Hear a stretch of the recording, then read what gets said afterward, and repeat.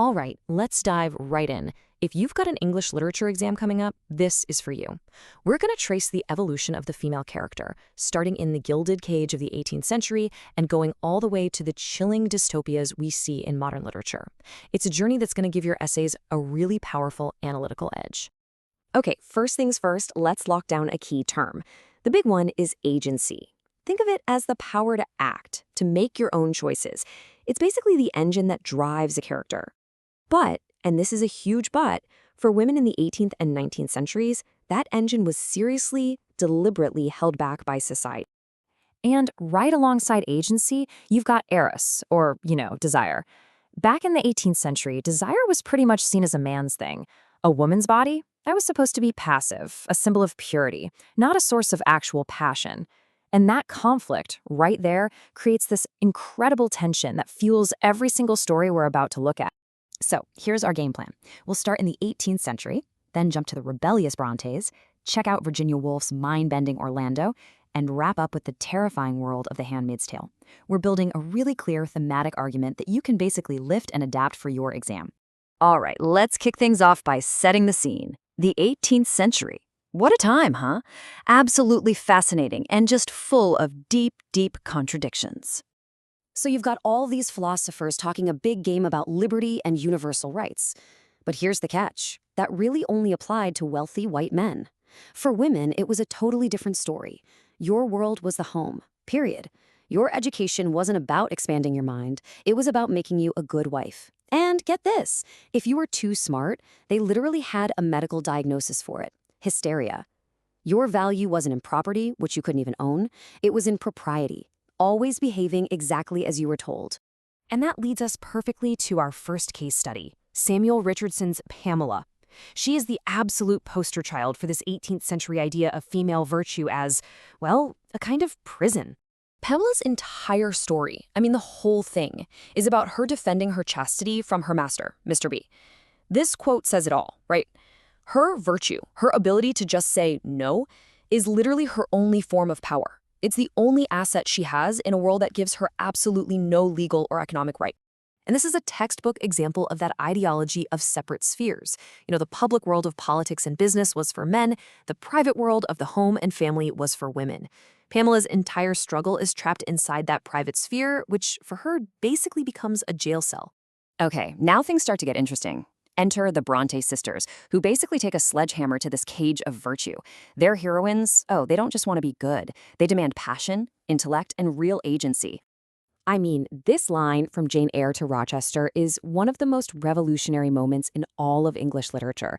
It's a total game changer. She isn't just coming back to him because she loves him, no way. She returns as his equal. She has her own money now, sure, but way more important is that she has her own hard-won independence. She's not going to be his dependent. She is going to be his partner. And this is where it gets really fascinating, when you compare the two sisters' visions of rebellion. It all boils down to one question. Do you fix society, or do you just escape it? Charlotte, in Jane Eyre, is a reformer. She imagines a world where a woman's passion can be integrated into a new, more equal social order. Marriage is the reward. But Emily, in Wuthering Heights, she's a total revolutionary. Love is a destructive force of nature that couldn't care less about society. It breaks all the rules and destroys the social order entirely. So, from that rebellion, we leap forward into modernism. And this is where Virginia Woolf comes in and just completely blows the whole concept of identity wide open.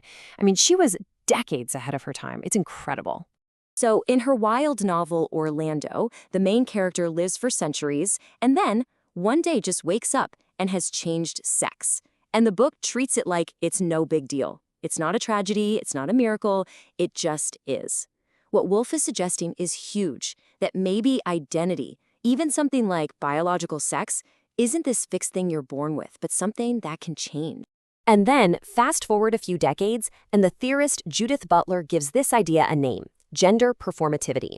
Butler's theory is that gender isn't something you are, it's something you do. It's a performance, made up of all the little things we do over and over, the way we walk, talk, dress. It's like we're all doing an imitation, but there's no original to copy. So, and here's the crucial point. Woolf shows this theory in action. She writes that clothes don't just keep us warm, they mold our hearts, our brains, our tongues to their liking. As soon as Orlando swaps men's clothes for women's clothes, the whole world treats her differently. Even the way she thinks and feels starts to change. It's perfect proof that gender is the social script that we're all performing. Okay, so we've gone from a cage to rebellion to Woolf's playful subversion of identity, but now we're going to take a much, much darker turn. What happens when that performance of gender is no longer a choice, but becomes mandatory, state-enforced law? In the Republic of Gilead, women are stripped of their identity and reduced to their biological function. If you're fertile, you're a handmaid. You're seen as nothing more than, in the narrator Offred's chilling words, two-legged wombs. Your name is gone. Your past is gone. You just wear a uniform that signals your role. Your body is no longer your own. It's state property. And this slide really brings it all full circle. You see this terrifying evolution. Remember Pamela's prison? It was a house, a domestic prison. Well, in Gilead, the entire society is the prison. Where Pamela fought to protect her body as a private asset, a handmaid's only path to survival is to completely surrender her body to the state. It's the ultimate loss of agency. So, what's the big takeaway for your exam? Well, here you have a really powerful thesis statement that connects Woolf and Atwood. It's a sophisticated argument about moving from celebrating fluidity to the absolute horror of a forced performance. This framework shows you how the conversation around gender, agency, and the body has evolved, and why it's still one of the most urgent questions in literature today.